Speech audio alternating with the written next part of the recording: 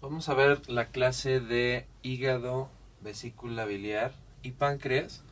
Recordemos que el hígado, la vesícula biliar y el páncreas son vísceras consideradas como supramesocólicas.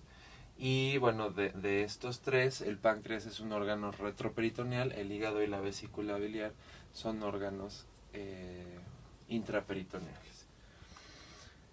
Vamos a iniciar con el páncreas. Tiene una forma de pistola, es un órgano retroperitoneal, es un órgano endocrinológico por naturaleza y vamos a encontrarlo. Si nosotros tuviéramos que encontrarlo o bueno, tuviéramos que disecarlo, tendríamos que levantar el aumento mayor, cortarlo de su inserción en el colon transverso para ingresar a la transcavidad de los omentos, o antes llamada transcavidad de los epiplones, que ya no se debe de utilizar el término epiplón, y lo vas a encontrar en la profundidad por detrás del estómago. Tiene varias porciones, que son la cabeza, que más o menos está por anatomía proyeccional a nivel de L2, tiene un cuerpo, tiene una cola, la cual, bueno, cabeza, cuello, cuerpo y cola. La cola está orientada hacia el lado izquierdo, hacia el vaso. Podemos apreciar y que es muy importante entender la anatomía de la cabeza del páncreas, porque está sobre grandes vasos como lo es la aorta, la vena cava, y tiene la desembocadura de la vía biliar. Por eso los cánceres de páncreas en la cabeza son tan peligrosos. La manifestación clínica habitual es la ictericia, pero al no diagnosticarlo tan rápido, invade muchas estructuras anatómicas que se encuentran en esa zona. La cabeza tiene una pequeña prolongación hacia abajo que se llama proceso unciforme, el cual está abrazando a los vasos mesentéricos superiores, tanto vena como arteria, por lo que también un cáncer que se extienda hacia ahí va a tomar o aprisionar a estos vasos mesentéricos. Como les mencionaba, la cola va a estar orientada hacia el vaso, es decir, van a estar pegados la cola del páncreas con el vaso. El cuello, bueno, pues está anatómicamente sobre la confluencia de la arteria y la vena mesentérica superior, y también donde viene la mesentérica inferior y la esplénica, donde confluyen para ir a formar a la vena porta. Vamos a ver que si tomamos en cuenta la anatomía, aquí está, tenemos el duodeno, aquí está la cabeza pegada hacia el duodeno, el proceso unciforme con los vasos, abrazando los vasos mesentéricos superiores. Vemos cómo tiene su cuello, tiene el cuerpo, tiene la cola que está pegada hacia el vaso. Es importante tomar en consideración que está retroperitoneal y está muy cerca está sobre la aorta y está muy cerca del tronco celíaco, que gran parte de la irrigación del páncreas viene del tronco celíaco. Entonces es una zona muy compleja, y cuando hay cáncer aquí se tapa la vía biliar porque desemboca, y también obviamente el conducto pancreático. Entonces te puede dar desde pancreatitis hasta una obstrucción del flujo biliar. Aquí podemos apreciar cómo está la cabeza, y vean cómo viene el conducto que se forma del conducto hepático común con el cístico, es decir, el colédoco, y cómo se une con el conducto pancreático principal para desembocar en la segunda porción del duodeno, en el ámpula duodeno pancreática, o también antes denominada ámpula de Vater. El páncreas también, dentro de su conducto, tiene una desembocadura accesoria, o la papila duodenal menor. Bueno, desemboca también en la porción descendente del duodeno, y que también se le conoce como el conducto de Santorini, desemboca en la papila duodenal menor. Entonces, cualquier obstrucción, por ejemplo aquí, cualquier obstrucción de la vía biliar, o ya sea por una piedra o por cáncer, me va a desarrollar que haya que no puedan salir los hemógenos que produce el páncreas, y además que no pueda salir el flujo biliar y entonces me eleve las las bilirrubinas. Aquí podemos apreciar la situación del páncreas. Vean cómo nuevamente está los conductos pancreáticos, el accesorio, el principal y la desembocadura del conducto o del colédoco.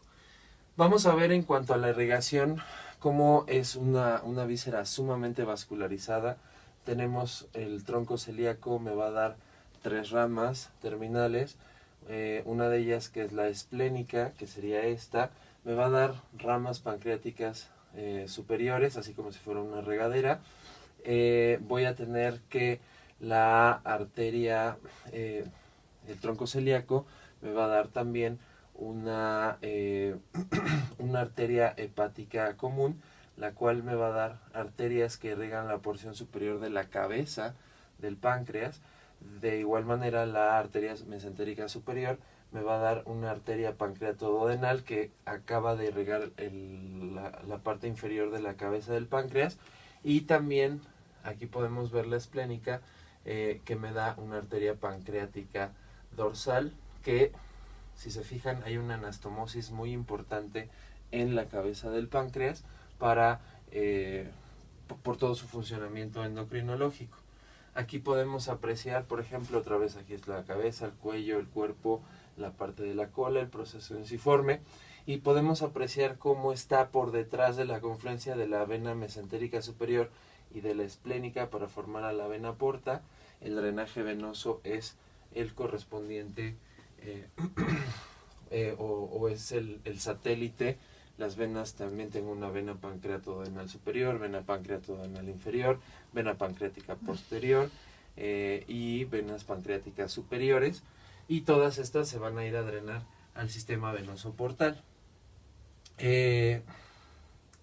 Si lo vemos desde un punto de vista o anatómico, en un corte lateral, vamos a ver que el páncreas está siempre por detrás del estómago, y vamos a ver cómo, por ejemplo, una inflamación puede crearme alteraciones de tipo severas intraabdominales.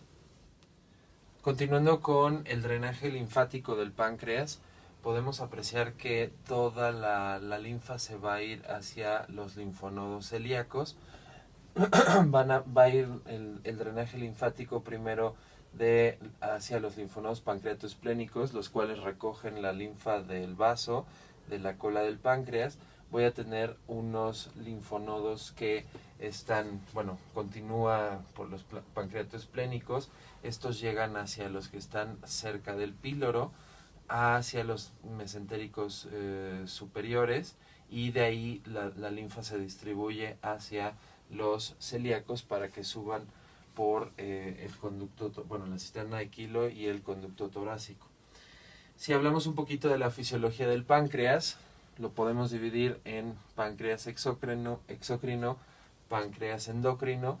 El páncreas exócrino es el que saca los líquidos pancreáticos hacia el intestino, más o menos un litro a 2 litros al día, y eso hace que las moléculas o que los alimentos se desintegren para su absorción.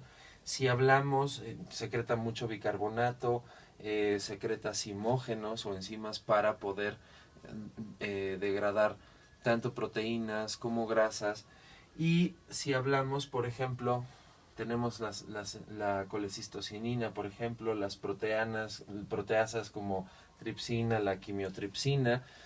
También va a secretar amilasa, va a secretar lipasa para destruir o reducir a los lípidos y a las proteínas. Y vamos a ver que normalmente secreta un poco más de proteínas o de enzimas de las necesarias para la digestión, pero esto es para asegurarnos de que realmente se destruyan o se reduzcan estos alimentos. Y si tienes una deficiencia pancreática, esto te lleva a generar una mala absorción de grasas, sobre todo, y se puede manifestar como esteatorrea, que es el defecar con gotas de grasa.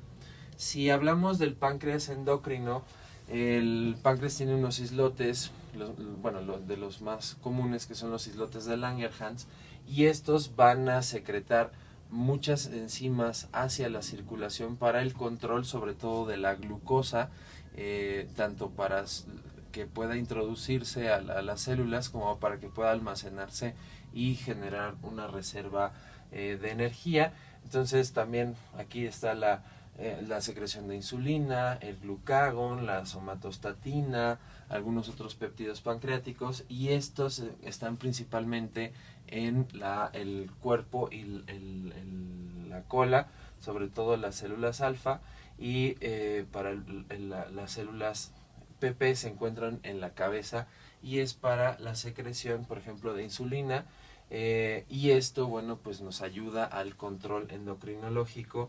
Y bueno, pues obviamente si hay la necesidad de introducir la glucosa hacia las células, entonces con la insulina te ayuda a hacer esto. Y entonces, ¿qué pasa, por ejemplo, cuando las personas tienen diabetes, ya sea porque están resistentes a la función de la insulina o que no tienen insulina necesaria?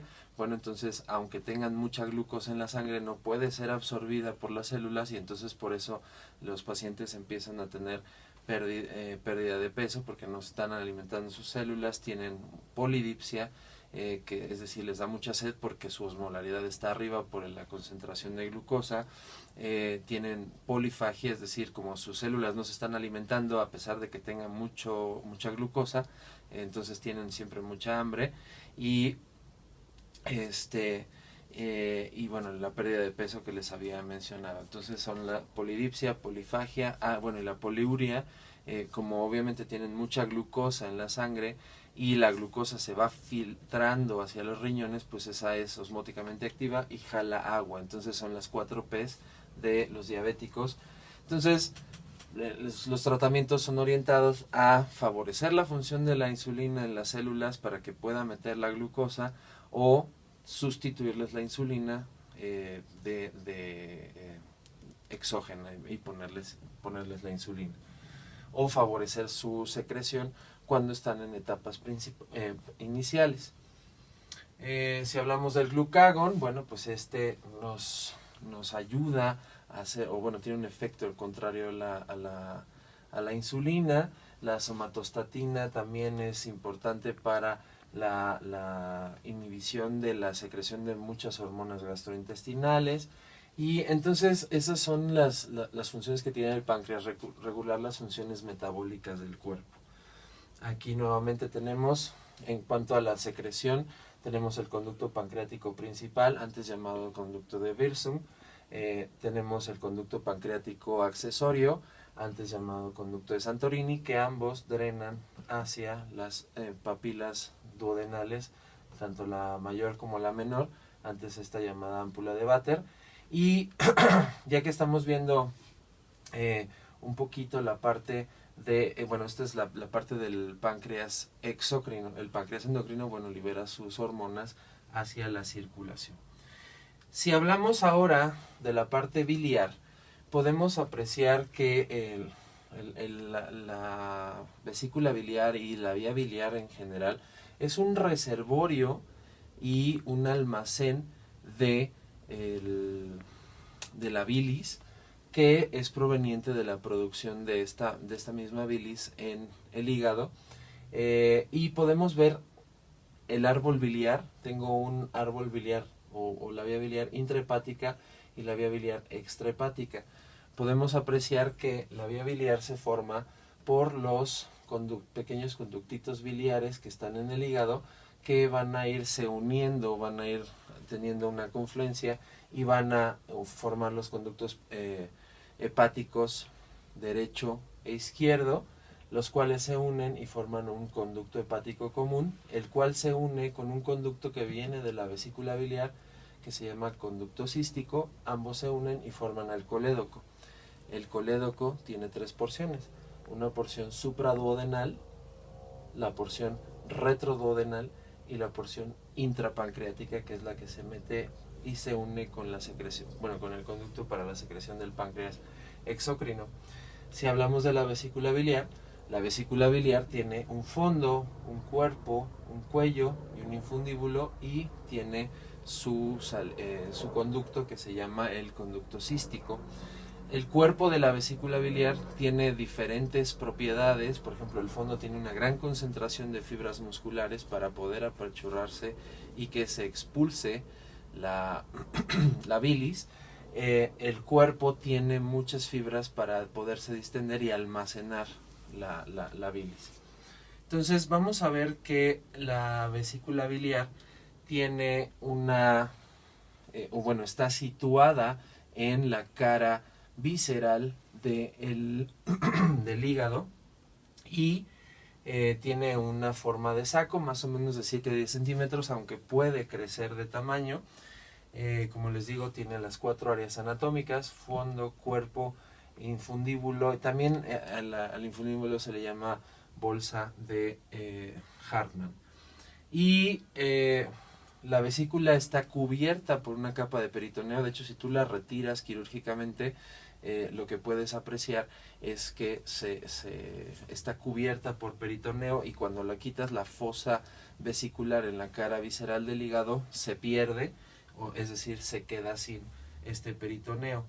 Y la vesícula también puede encontrarse o adentro del parénquima hepático, entonces te cuesta más trabajo removerla quirúrgicamente si es que se requiriera.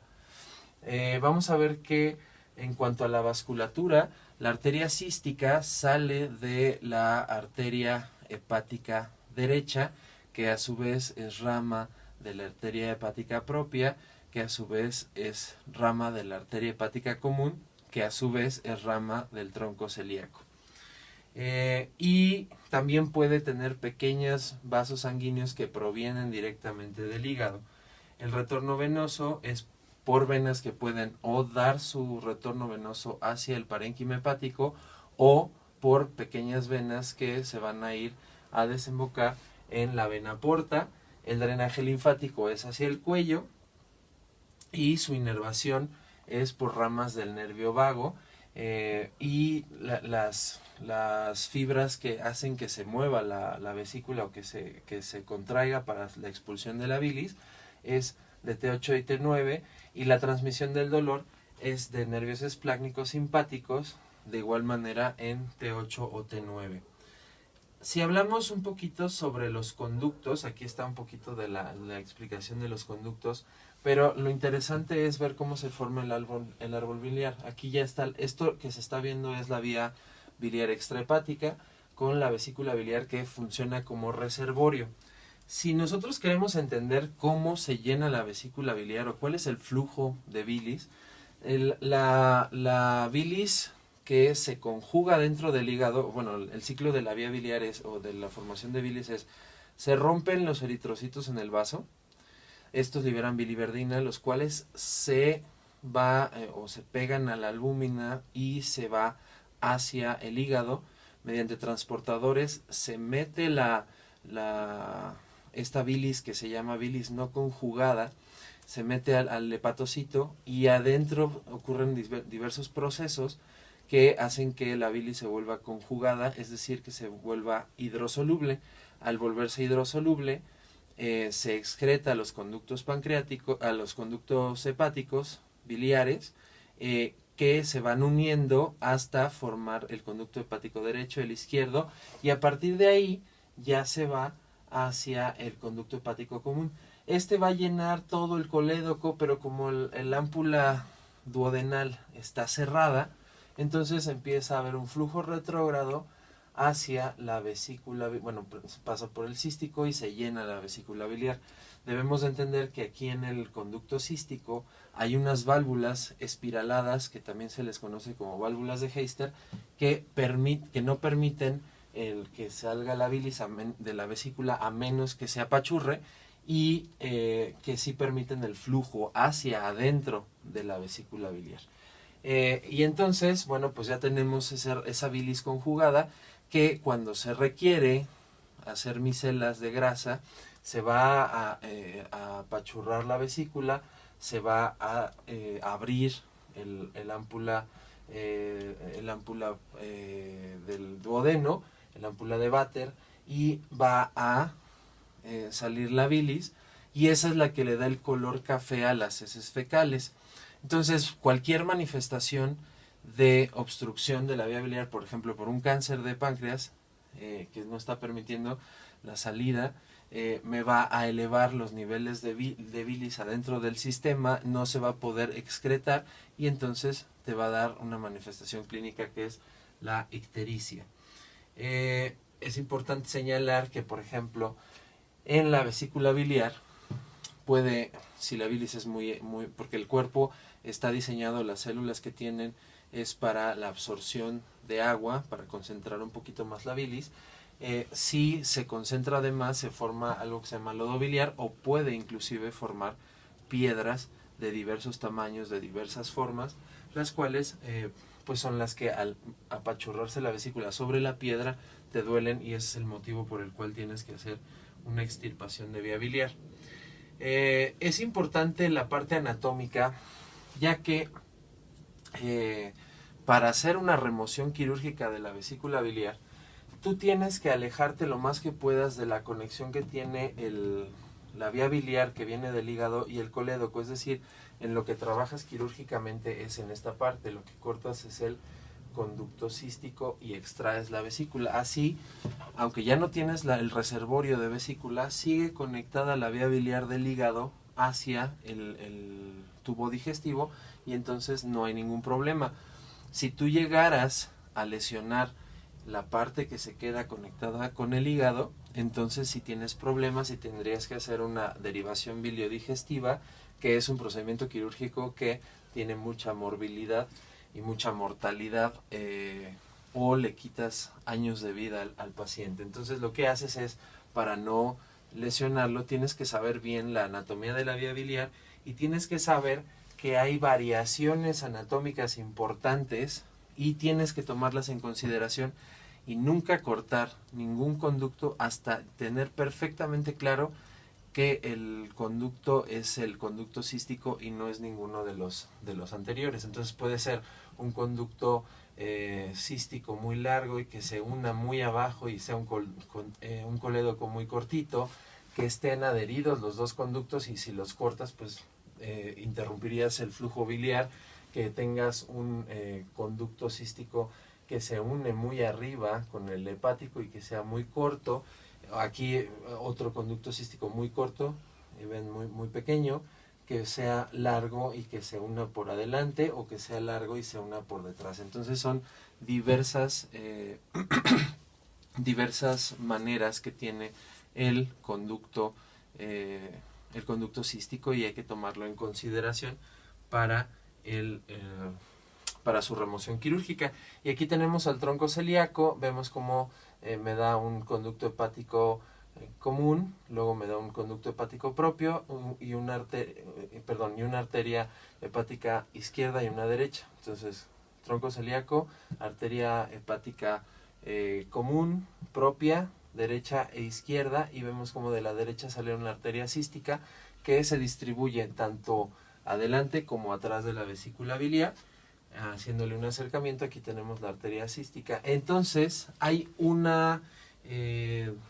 triángulo que quirúrgicamente se llama el triángulo de Calot, que es importante aprender a localizar, ya que tiene el conducto cístico, el triángulo de Calot, el sinepónimo se llama triángulo hepatocístico, ya que tiene en uno de los vértices al conducto hepático común, del otro lado tiene al conducto cístico, y acá al borde del hígado.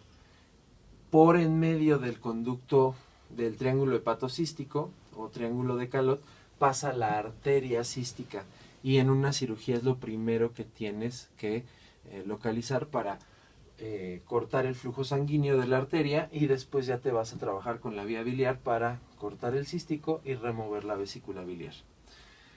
Ahorita ponemos un ejemplo de una remoción, y aquí podemos ver cómo están las fibras que le dan la inervación tanto motora como de dolor a la vesícula biliar. Aquí está cómo pasa por el triángulo hepatocístico, la arteria cística para poderla remover. A continuación vamos a ver un ejemplo del por qué es importante aplicar el conocimiento anatómico a la clínica, y en este caso una colecistectomía. Podemos apreciar que, si no localizamos bien las estructuras anatómicas, podríamos llegar a lesionar estructuras. Aquí en esta cirugía lo que estamos viendo es, primero la introducción de los trócares para la manipulación y para poder introducir las pinzas. Y bueno, se busca el mejor sitio para colocar los trócares. Aquí podemos ver al colon, el tejido amarillo que se ve ahí es parte del aumento mayor. Aquí tenemos el hígado, el ligamento falciforme, aquí tenemos al estómago y su irrigación, y entonces la vesícula biliar la vamos a tener por detrás, en la cara visceral del hígado. Esta es la cara diafragmática. Ahí está la vesícula biliar. Se tiene que pinzar y se tiene que disecar la capa de aumento menor que tiene y localizar el triángulo hepatocístico. Aquí está el triángulo hepatocístico o triángulo de Calot, donde se tiene que separar del conducto cístico a la arteria cística para poder ligar.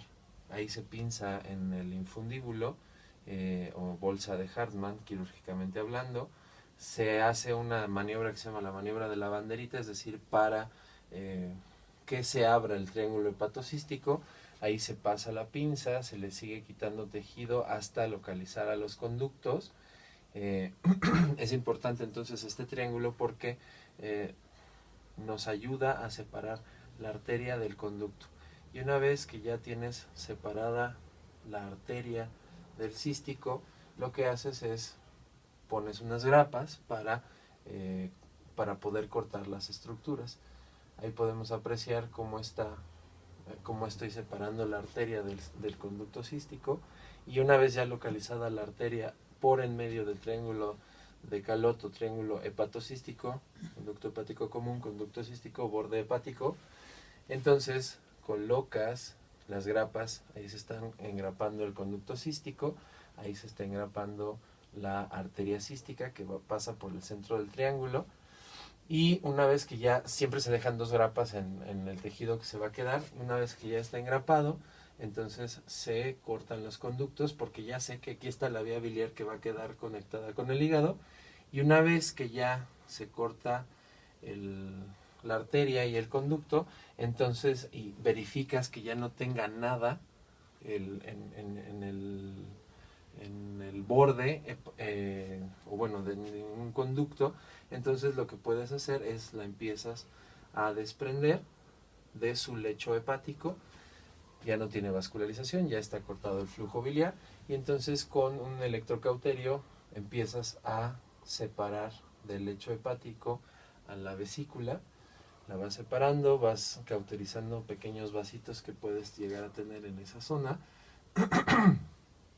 Vas haciendo hemostasia en el lecho hepático, y una vez que ya la separas del lecho, la extraes. Entonces es importante, para poder lograr hacer una cirugía segura, que tengas una visión de todas las estructuras, que tengas bien disecadas todas las estructuras anatómicas, para que así no generes ninguna lesión, e ir haciendo una buena tracción para poder irla quitando. Vean como aquí ya está a punto de ceder y se coagula en el mismo procedimiento cuando la estás separando, y vas quitando. Y vean como la fosa de la vesícula en el hígado se queda sin recubrimiento peritoneal, porque la vesícula está recubierta por el mismo peritoneo que tiene el hígado. Y ahí se acaba de extraer la vesícula biliar, y la tomas por uno de sus bordes y la jalas hacia uno de los trócares para poderla extraer. Entonces, esta es la importancia de la cirugía, del conocimiento anatómico aplicado a la cirugía.